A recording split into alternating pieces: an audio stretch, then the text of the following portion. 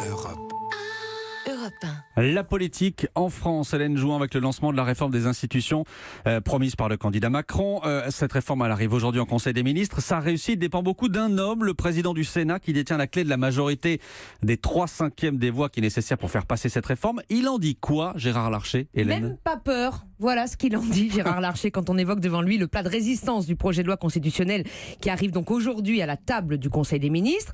Il a déjà digéré les akouskis, la proportionnelle, la limitation des mandats dans le temps et même la diminution du nombre de parlementaires.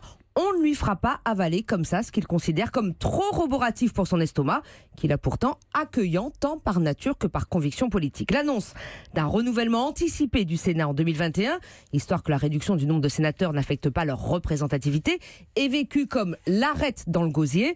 Pourquoi ne pas dire tout de suite qu'on veut organiser des scrutins jusqu'à ce que la République en marche gagne tous les scrutins ?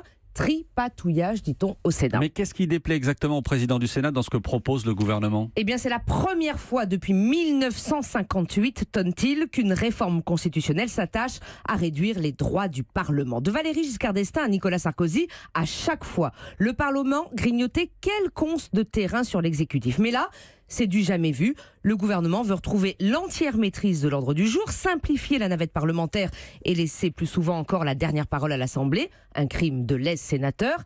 Efficacité, défend l'Élysée. Non, marche arrière toute, analyse le président Larcher.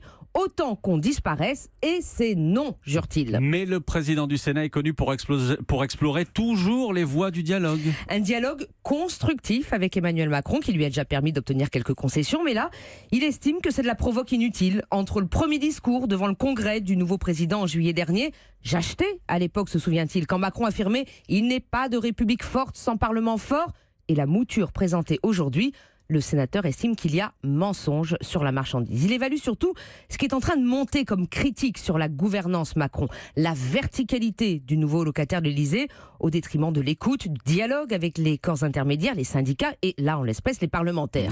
La tentation du décret-loi n'est jamais bonne en démocratie, rappelle Gérard Larcher.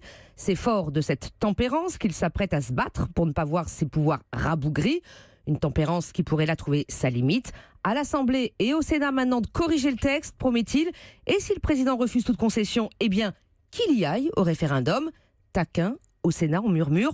On a vu ce que ça donnait à Air France, les référendums qu'on croyait gagner d'avance. Axel de Tarlet, vous avez une question ? Oui, du coup, Hélène, comme pour réformer la Constitution, il faut l'accord de l'opposition, rien ne va se faire. Donc... Et il faut effectivement les 3/5 des voix. Et Gérard Larcher se dit aujourd'hui que c'est lui qui a la clé de tout ça. Il est maître des serrures à défaut d'être maître des horloges. Et effectivement, ça donne du pouvoir. Alors, qu'est-ce qui peut se passer maintenant ?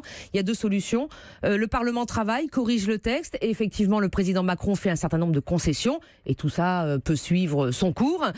Il ne fait pas ses concessions. Il n'a pas d'autre solution, ça veut dire que là, le Sénat ne donne pas son accord. Il n'a pas d'autre solution que de remettre dans sa poche cette réforme qui a été promise pendant la campagne, ou alors de la porter devant le référendum, avec un risque quand même. D'abord, c'est pas facile de trouver la question. Alors certes, elle est populaire, la réforme, comme ça, quand on dit essayer de rendre de l'efficacité. Quand il faut la détailler, c'est plus compliqué. Quand il faut la détailler, et puis encore une fois, alors là, il y a l'exemple. Et voilà.